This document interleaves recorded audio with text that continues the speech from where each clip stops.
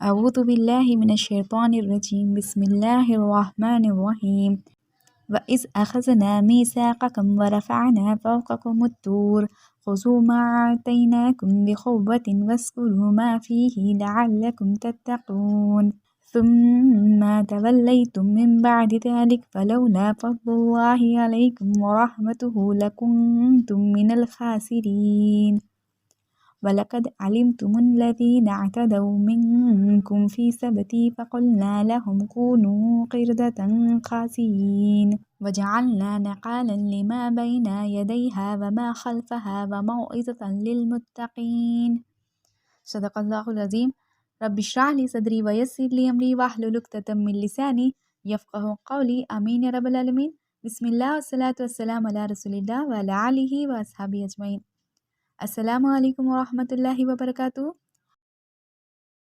آج انشاءاللہ ہم بات شروع کریں گے آیت نمبر 63 سے سورہ بقرہ میں۔ وَإِذْ أَخَذْنَا مِيثَاقَكُمْ، اور جب لیا تھا ہم نے میثاق تم سے۔ یہاں اللہ تعالیٰ کہتے ہیں ان یہودیوں سے جو مدینے میں ہیں، انہیں یاد دلاتے اللہ تعالیٰ کہ دیکھو سنو، یاد کرو تم وہ دن جب میں نے تم سے میثاق لیا تھا، تم سے عہد لیا تھا۔ وَرَفَعْنَا فَوْقَكُمُ الطُّورَ، اور طور کو لا کے کھڑا کر دیا تھا تمہارے اوپر۔ اور یہاں معجزانہ طریقے سے اللہ تعالیٰ نے اس وقت موسیٰ علیہ السلام کے زمانے میں اللہ تعالیٰ نے طور کے پہاڑ کو اٹھایا اور بنی اسرائیل والوں کے سروں کے اوپر لا کے کھڑا کر دیا تھا اور کہا ان سے خُذُوا مَا آتَيْنَاكُمْ بِقُوَّةٍ، تھام لو مضبوطی سے اس چیز کو جو ہم نے تمہیں عطا کی ہے، وَاذْكُرُوا مَا فِيهِ، اور یاد کرو اسے جو اس کے اندر ہے۔ اللہ تعالیٰ نے انہیں تورات دی تھی اور اللہ تعالیٰ کہتے ہیں کہ اسے قوت سے تھام لو، تورات میں جو کچھ ہے اسے تھام لو اور یاد کرو اس چیز کو جو اس کے اندر ہے، لعلکم تتقون، تاکہ تم بچ پاؤ۔ اللہ تعالیٰ کی کتاب کو مضبوطی سے تھام لو۔ ثم تولیتم من بعد ذلک، تم تو پھر گئے اس کے بعد بھی بنی اسرائیل والے پھر گئے۔ فلولا فضل اللہ علیکم ورحمتہ، نہ ہوتا اللہ تعالیٰ کا فضل اور رحمت تم پر، لکنتم من الخاسرین، تو ضرور تم ہو جاتے نقصان اٹھانے والے، ضرور تم ہو جاتے لوزرز میں سے اگر اللہ تعالیٰ کا فضل اور کرم اور رحمت تم پر نہ ہوتی تو۔ وَلَقَدْ عَلِمْتُمُ الَّذِينَ اعْتَدَوْا مِنْكُمْ فِي السَّبْتِ، اور یقیناً علمتم الذین، تمہیں تو علم ہوگا نا ان لوگوں کے بارے میں جو اعتدوا منکم فی السبت، جو تجاوز کر گئے تھے ہفتے کے بارے میں۔ اب یہاں اللہ تعالیٰ یاد دلاتے ہیں یہودیوں کو، تمہیں تو ایک حصہ پتہ ہے نا، یاد تو ہے نا تمہیں، پتہ تو ہے نا تمہیں ان لوگوں کے بارے میں جو ہفتے کے دن کے بارے میں تجاوز کر گئے تھے۔ ہفتے والا دن کا واقعہ انشاءاللہ ڈیٹیل اکاؤنٹ ہم سورہ اعراف میں دیکھیں گے۔ مختصر انداز میں کہا جائے تو ہفتے والے دن بنی اسرائیل والوں کے لیے اللہ تعالیٰ نے تجارت حرام کر دی گئی تھی، اور ابھی بھی جو پریکٹسنگ جیوز ہے وہ اس کی پابندی کرتے ہیں، اور وہ بھی شدت کے ساتھ، وہ ابھی بھی سبت والے دن مطلب ہفتے والے دن وہ تجارت نہیں کرتے۔ لیکن اس وقت بنی اسرائیل والوں کا ایک خاص قبیلہ تھا جس نے خاص کر کے اللہ تعالیٰ کی نافرمانی کی تھی، اور ہفتے والے دن انہوں نے یہ ہوشیاری کر لی تھی کہ وہ مچھلیاں تو پکڑ لیتے تھے اپنے ایک ٹیکنیک سے ہفتے والے دن، اور نکالتے تھے انہیں اتوار والے دن، مطلب انہوں نے سوچا کہ وہ اللہ تعالیٰ کی شریعت کے ساتھ ہوشیاری کر لیں گے۔ وَلَقَدْ عَلِمْتُمْ، اور یقیناً پتہ ہے نا تمہیں، الَّذِينَ اعْتَدَوْا مِنْكُمْ فِي السَّبْتِ، جنہوں نے عہد کو توڑا تھا ہفتے والے دن کے بارے میں۔ فَقُلْنَا، پھر ہم نے کہا، لَهُمْ كُونُوا قِرْدَةً خَاسِئِينَ، تو بن جاؤ تم ذلیل بندر۔ اللہ تعالیٰ نے ان کے چہروں کو مسخ کر دیا اور انہیں بندروں میں تبدیل کر دیا۔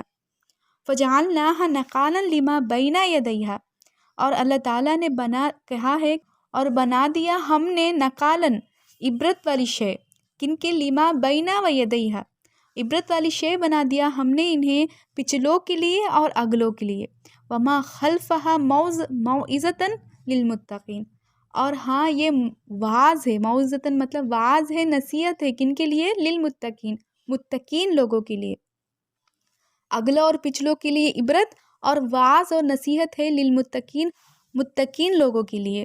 وَإِذْ قَالَ مُوسَىٰ لِقَوْمِهِ، اور جب کہا موسیٰ علیہ السلام نے اپنی قوم والوں سے، إِنَّ اللَّهَ يَأْمُرُكُمْ أَن تَذْبَحُوا بَقَرَةً، بے شک اللہ تعالیٰ تمہیں وہ حکم کرتا ہے کہ تم ذبح کرو گائے کو، بقرہ۔ موسیٰ علیہ السلام نے کہا اپنی قوم والوں سے کہ بے شک اللہ تعالیٰ چاہتے ہیں کہ تم ذبح کرو گائے کو۔ اب یہ کیوں آ گیا؟ ہم پہلے واقعہ جان لیں گے تو انشاءاللہ آیتیں سمجھنا آسان ہو جائے گا۔ اس وقت بنی اسرائیل والوں میں کسی ایک انسان کا قتل ہوا تھا جو عامل نامی تھا، اور اس کا قاتل پتہ نہیں چل رہا تھا۔ مرڈر تو ہوا تھا وہاں، لیکن پتہ نہیں چل رہا تھا کہ قاتل کون ہے۔ تو وہ سارے کے سارے پہنچ گئے موسیٰ علیہ السلام کے پاس اور کہا ان سے رسول اللہ کہ آپ بتا دیجئے اللہ تعالیٰ سے پوچھ کر کہ قاتل کون ہے۔ تو اللہ تعالیٰ کے رسول جو موسیٰ علیہ السلام تھے وہ پہنچ گئے طور کے پہاڑ پر، اور اللہ تعالیٰ سے انہوں نے پوچھا، اور اللہ تعالیٰ کا حکم ہوا کہ وہ گائے کو ذبح کرے۔ ذبح کی گئی گائے کا ایک ٹکڑا جا کے مقتول کے جسم سے لگا دے تو وہ مقتول جی اٹھے گا اور بتا دے گا کہ قاتل کون ہے۔ اور یہ ساری بات اللہ تعالیٰ نے موسیٰ علیہ السلام سے کہہ دی۔ تو موسیٰ علیہ السلام واپس آیا اور انہوں نے کہا کہ ان اللہ یأمرکم ان تذبحوا بقرہ، انہوں نے کہا کہ اللہ تعالیٰ کہتا ہے کہ تم ذبح کرو گائے کو۔ قالوا اتتخذوا ہزوا، تو انہوں نے کہا جو بنی اسرائیل والے تھے کہ آپ ہم سے مذاق کر رہے ہیں۔ انہوں نے تو سوال کیا تھا کہ قاتل کون ہے، اور موسیٰ علیہ السلام نے کہا کہ تمہارا رب چاہتا ہے کہ تم گائے کو ذبح کرو۔ تو انہیں کوئی تک سمجھ نہیں آئی، تو انہیں کوئی کنیکشن سمجھ میں نہیں آیا، تو انہوں نے کہا کہ کیا موسیٰ علیہ السلام کیا آپ ہم سے مذاق کر رہے ہیں؟ قالا، تو موسیٰ علیہ السلام نے کہا اعوذ باللہ ان اکون من الجاہلین، تو میں اللہ تعالیٰ کی پناہ چاہتا ہوں کہ کہیں میں جاہلوں میں سے نہ ہو جاؤں۔ جاہل اس شخص کو کہتے ہیں جو اپنے ایموشنز کو کنٹرول نہیں کر سکتا۔ اب یہاں ان کی باتوں نے موسیٰ علیہ السلام کو فرسٹریٹ کر دیا تھا، اور انہوں نے کہا کہ اللہ تعالیٰ سے میں پناہ مانگتا ہوں کہ میں جاہلوں میں سے نہ ہو جاؤں۔ انہیں چاہیے تھا کہ وہ آسانی سے موسیٰ علیہ السلام کی بات مان لے، کیونکہ وہ اللہ تعالیٰ کا حکم تھا، لیکن بات ماننے کے بجائے انہوں نے الٹا سوال کیا موسیٰ علیہ السلام سے کہ کیا آپ ہم سے مذاق کر رہے ہیں؟ اور اسی لیے موسیٰ علیہ السلام نے کہا کہ میں پناہ مانگتا ہوں اللہ تعالیٰ کی کہ کہیں میں جاہلوں میں سے نہ ہو جاؤں۔ قالوا ادع لنا، پھر انہوں نے کہا موسیٰ علیہ السلام سے کہ دعا کیجئے آپ اپنے رب سے ہمارے لیے، یبین لنا ما ہی، کہ وہ بیان کر دے اس کے بارے میں۔ مطلب وہ چاہتے ہیں گائے کے بارے میں اور جان لے کہ کس طرح کی گائے ہو۔ اگر یہ گائے لاتے اور ذبح کرتے تو اللہ تعالیٰ کی بات پوری ہو جاتی، لیکن انہیں تو چیزوں کو کریدنا تھا۔ انہوں نے پھر سے سوال کیا موسیٰ علیہ السلام سے کہ آپ پوچھئے اپنے رب سے کہ کس طرح کی گائے ہو۔ قالا، تو موسیٰ علیہ السلام نے کہا انہو یقول، بے شک وہ کہتا ہے انہا بقرۃ لا فارض ولا بکر، ایسی گائے ہو کہ زیادہ بچھڑیا بھی نہیں ہے اور وہ بوڑھی بھی نہیں ہے، اواعن بین ذالک، وہ بین کی عمر ہے، مطلب بیچ کی عمر ہے اس کی، ففعلوا ما تؤمرون، اور بجا لاؤ کرو وہ کام جو حکم کیا گیا ہے تمہیں۔ اور یہ بھی کہا موسیٰ علیہ السلام کہ جو حکم کیا گیا ہے اسے پورا کر دو۔ اب چاہتے تو وہ ایک جوان گائے لاتے اور ذبح کر دیتے تو بات پوری ہو جاتی، لیکن انہوں نے پھر سے چیزوں کو کریدا۔ قالو، پھر سے کہا انہوں نے ادعو لنا ربک، دعا کیجئے اپنے رب سے، یبین لنا ما لونہا، کہ وہ بیان کرے ہمیں، بتا دے ہمیں کہ اس کا رنگ کیا ہے۔ انہیں تو اب گائے کا رنگ بھی چاہیے۔ قالا انہو یقول، پھر سے موسیٰ علیہ السلام نے کہا بے شک وہ کہتا ہے انہا بقرۃ صفراء، بے شک وہ گائے کس رنگ کی ہے؟ زرد رنگ کی ہے، زرد رنگ کی گائے ہے، فاقع لونہا تسر الناظرین، اور اسی چمکدار ہے کہ دیکھنے والے کو بھلی لگ جائے، اتنا پیارا رنگ ہے اس کا کہ دیکھنے والے کو پسند آ جائے، اتنا پیارا رنگ ہے اس کا۔ قالوا ادعوا لنا، پھر سے انہوں نے پوچھا دعا کیجئے اپنے رب کے پاس، یبین لنا ما ہی، کہ وہ ہمیں بتا دے اس کے بارے میں، ان البقرۃ تشابہ علینا، اس جیسی گائے تو بہت زیادہ ہے، پتہ نہیں چل رہا ہے کہ کون سی ہے۔ آپ اپنے رب سے پوچھئے کہ اس کے بارے میں اور خاص بات بتا دے۔ وَإِنَّا إِن شَاءَ اللَّهُ لَمُهْتَدِينَ، بے شک اگر اللہ تعالیٰ چاہے تو ہم ضرور ہدایت پانے والوں میں سے ہو جائیں گے۔ اب یہ کیا بات ہوئی؟ ان کی نافرمانی اس میں سمجھ آتی ہے کہ یہ کہتے کہ انشاءاللہ اگر اللہ تعالیٰ چاہے گا تو ہم ہدایت یافتہ ہو جائیں گے۔ ہم جب کبھی بھی اللہ تعالیٰ سے دعا مانگتے ہیں تو ہم انشاءاللہ نہیں کہتے۔ اگر انشاءاللہ کہیں گے تو اس کا مطلب یہ ہوا کہ بلیم ہم اللہ تعالیٰ پہ رکھ رہے ہیں۔ اگر اللہ تعالیٰ چاہتا تو ہم ہدایت یافتہ ہو جاتے، اب اللہ تعالیٰ چاہتا نہیں ہے کہ ہم ہدایت یافتہ ہو تو اس میں ہماری کیا غلطی ہے؟ وہ اس طرح کے مائنڈ سیٹ تھا ان لوگوں کا۔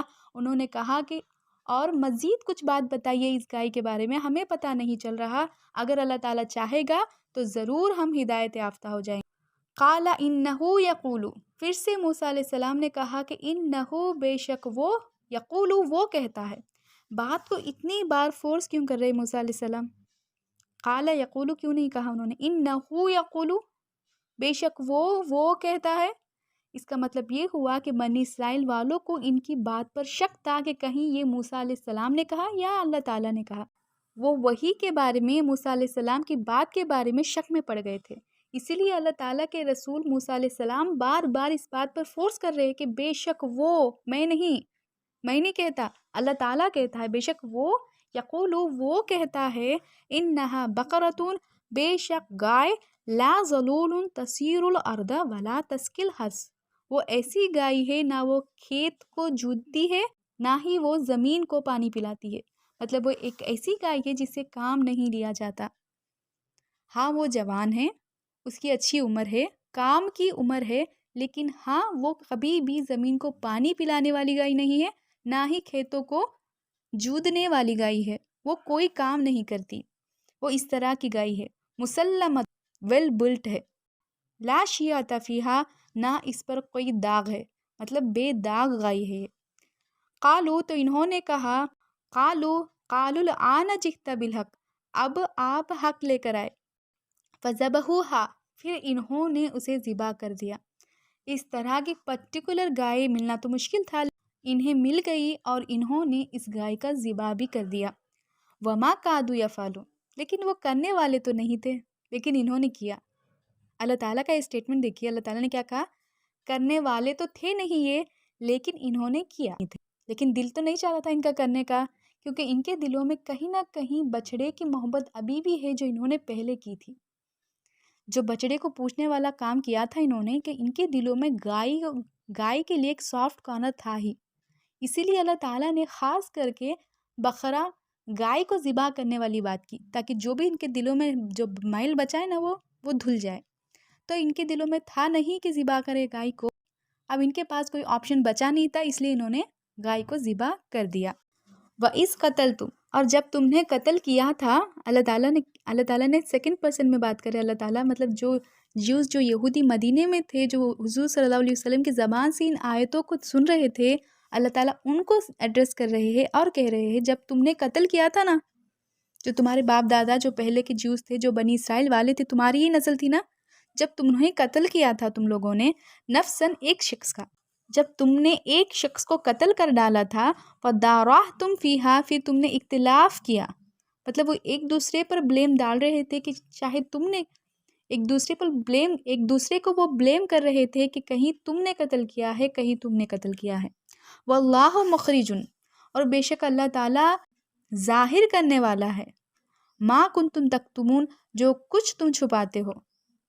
اللہ تعالیٰ نے کیا کہا؟ اور بے شک اللہ وہ ہے جو تمہاری پوشیدہ چیزوں کو، جو کچھ تم چھپاتے ہو، اسے ظاہر کرنے والا ہے۔ فَقُلْنَا، پھر کہا ہم نے، اِضْرِبُوا بِبَعْضِهَا، تو مارو اس کا ایک ٹکڑا مقتول پر، جس کا قتل ہوا ہے اس کے جسم سے جا کے یہ ذبح کی گئی گائے کا ایک ٹکڑا لگا دیجئے۔ كَذَلِكَ يُحْيِي اللَّهُ الْمَوْتَىٰ، تو ہوا یوں کہ جیسے ہی وہ ٹکڑا اس مقتول کو لگا، وہ جی اٹھا، وہ مردہ جی اٹھا، اس طرح اللہ تعالیٰ، كَذَلِكَ، اسی طرح، يُحْيِي اللَّهُ الْمَوْتَىٰ، اسی طرح اللہ تعالیٰ مردوں کو زندہ کرتا ہے، يُرِيكُمْ آيَاتِهِ، وہ دکھاتا ہے تمہیں اپنی آیتیں تاکہ تم عقل مندی رکھو، تمہاری عقل مندی کے لیے اللہ تعالیٰ اپنی نشانیاں تمہیں دکھاتا ہے۔ قَسَتْ قُلُوبُكُمْ مِن بَعْدِ ذَلِكَ، پھر تمہارے دل سخت ہو گئے اس کے بعد بھی، تو اللہ تعالیٰ کی نافرمانیوں کے بعد، اللہ تعالیٰ کے حکم کو کریدنے کے بعد نتیجہ یہ ہوا کہ پھر ان کے دل اور سخت ہو گئے۔ ہم اپنی ترتیب نکال لیں گے اور اللہ تعالیٰ کی شریعت میں فلاں حکم سے بچ جائیں گے، اس طرح کی ترتیبیں نکالنے سے، اس طرح اللہ تعالیٰ کے ساتھ، اللہ تعالیٰ کے حقوق کے ساتھ ہوشیاری کرنے سے نتیجہ یہی ہوگا، پھر ہمارے دل سخت ہونے لگیں گے، اور یہی ہوا ان کے ساتھ، ان کے دل اور سخت ہو گئے۔ کس طرح سخت ہو گئے؟ فَهِيَ كَالْحِجَارَةِ، ان کے دل نہ پتھر جیسے سخت ہونے لگے، او اشد قسوہ، یا اس سے بھی زیادہ سخت۔ وَإِنَّ مِنَ الْحِجَارَةِ لَمَا يَتَفَجَّرُ مِنْهُ الْأَنْهَارُ، کچھ پتھر ایسے کہ ان میں سے نہریں بہہ رہی تھی، وَإِنَّ مِنْهَا لَمَا يَشَقَّقَ وَيَخْرُجُ مِنْهَا الْمَاءُ، اور کچھ پتھر ایسے جو جب وہ شق ہوتے تھے نا، جب وہ پھٹتے تھے تو اس میں سے بھی پانی نکلتا تھا۔ وَإِنَّ مِنْهَا لَمَا يَهْبِطُ مِنْ خَشْيَةِ اللَّهِ، کچھ پتھر ایسے جو اللہ تعالیٰ کے ڈر سے گر پڑتے تھے۔ وَمَا اللَّهُ بِغَافِلٍ عَمَّا تَعْمَلُونَ، اور بے شک اللہ تعالیٰ غافل نہیں ہے ان چیزوں سے جو تم کرتے ہو۔ اللہ تعالیٰ نے اس آیت میں ایک خوبصورت نقشہ کھینچا ہے انسانوں کے دلوں کا اور اس میں ایمان کا۔ اور اللہ تعالیٰ جب بھی کوئی چیز سمجھاتے ہیں تو کبھی کبھی مثالیں بیان کرتے ہیں، اور اللہ تعالیٰ نے سورہ بقرہ میں یہ بھی کہا منافق لوگوں سے کہ اللہ تعالیٰ شرماتے نہیں ہیں مچھر جیسی مثال دینے بھی۔ اللہ تعالیٰ کا مقصد تو ان مثالوں سے انسانیت کو ہدایت دینا ہے۔ اور اس آیت کی خوبصورتی سمجھنے کے لیے ہمیں لوگوں کے مزاجوں کو سمجھنا چاہیے۔ الگ الگ لوگ الگ الگ مزاج رکھتے ہیں۔ کچھ لوگ انٹروورٹس ہوتے ہیں، مطلب انہیں نہ سوچنا پسند ہے، بیٹھے رہنا پسند ہے، انہیں پڑھنا پسند ہے، غور و فکر کرنا پسند ہے، یہ کائنات کی خلقت پر تدبر کرتے ہیں، انہیں لکھنا پسند ہے۔ اور یہ ایسے لوگ ہوتے ہیں جو سچائی کو قبول کرنے میں دیر نہیں لگاتے۔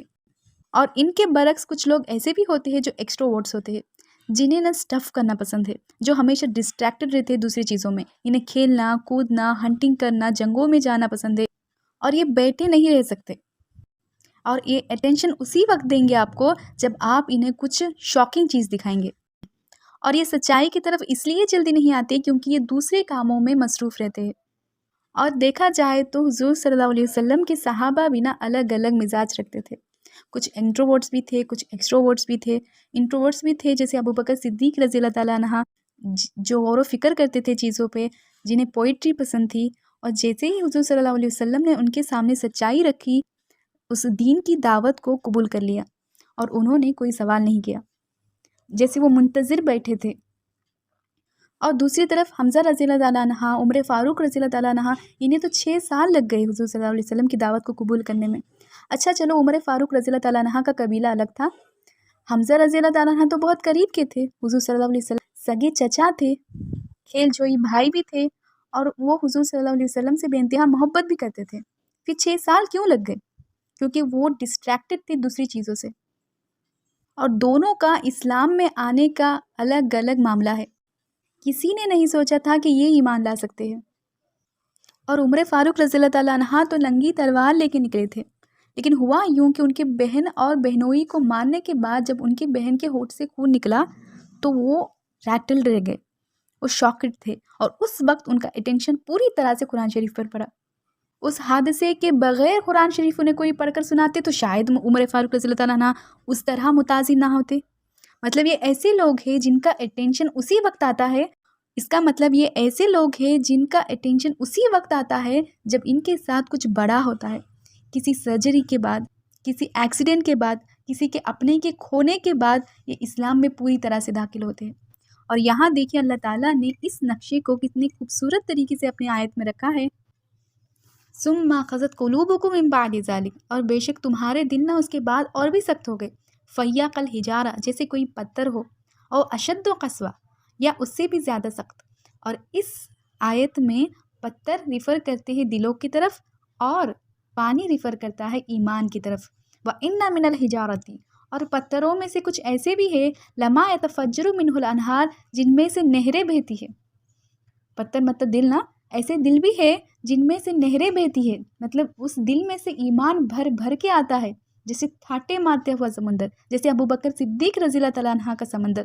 وہ غور و فکر کرنے والے لوگ تھے، اور جیسے ہی حضور صلی اللہ علیہ وسلم نے انہیں تھپکی لگائی اور یہ پہنچ گئے، اور ان کے دل میں سے بھر بھر کے ایمان باہر آیا۔ اور پھر دوسرے لوگ کیسے ہیں؟ وَإِنَّ مِنْهَا لَمَا يَشَقَّقُ فَيَخْرُجُ مِنْهُ الْمَاءُ، اور کچھ پتھر ایسے جب وہ پھٹتے ہیں نا تو وَيَخْرُجُ مِنْهُ الْمَاءُ، تو اس میں سے بھی پانی آتا ہے۔ کچھ ایسے پتھر ہیں، کچھ ایسے دل بھی ہے جنہیں پھٹنے کی ضرورت ہے، یشقق، انہیں پھٹنے کی ضرورت ہے، جیسے یہ پھٹیں گے تو اس میں بھی پانی آئے گا۔ اور یہ ایکسٹراورٹس لوگ ہیں، جیسے عمر فاروق رضی اللہ تعالیٰ عنہ، حمزہ رضی اللہ تعالیٰ عنہ، جب یہ پھٹے تو ان کے اندر بھی بہت سارا ایمان تھا۔ وَإِنَّ مِنْهَا لَمَا يَهْبِطُ مِنْ خَشْيَةِ اللَّهِ، اور کچھ پتھر ایسے بھی ہیں جو اللہ تعالیٰ کے ڈر سے گر جاتے ہیں۔ اور اس بار اللہ تعالیٰ نے پانی کا ذکر نہیں کیا، تو سمجھ میں آیا کچھ لوگ ایسے بھی ہیں جو اللہ تعالیٰ کے ڈر سے سجدے میں گر تو جاتے ہیں لیکن ابھی تک ایمان کا لذت ان کے دلوں میں داخل نہیں ہوا۔ اور ایسا بھی ہے کہ ہم اسلام میں ہوں گے لیکن ہمارے اندر ایمان پوری طرح سے داخل نہیں ہوتا۔ ہم گر تو جاتے ہیں سجدوں میں لیکن ابھی تک ان سجدوں کی لذت ہم نے چکھی نہیں ہے۔ وَمَا اللَّهُ بِغَافِلٍ عَمَّا تَعْمَلُونَ، اور بے شک اللہ تعالیٰ غافل نہیں ہے اس چیز سے جو تم کرتے ہو۔ تم نے کس طرح سجدہ کیا ہے، کتنا ایمان تمہارے اندر ہے، بے شک ہر کام سے اللہ تعالیٰ غافل نہیں ہے۔ اور یہاں پر 74 آیات پورے ہو چکے ہیں ہمارے۔ بارک اللہ لی و لکم فی القرآن العظیم ونفعنی و ایاکم بالآیات و ذکر الحکیم۔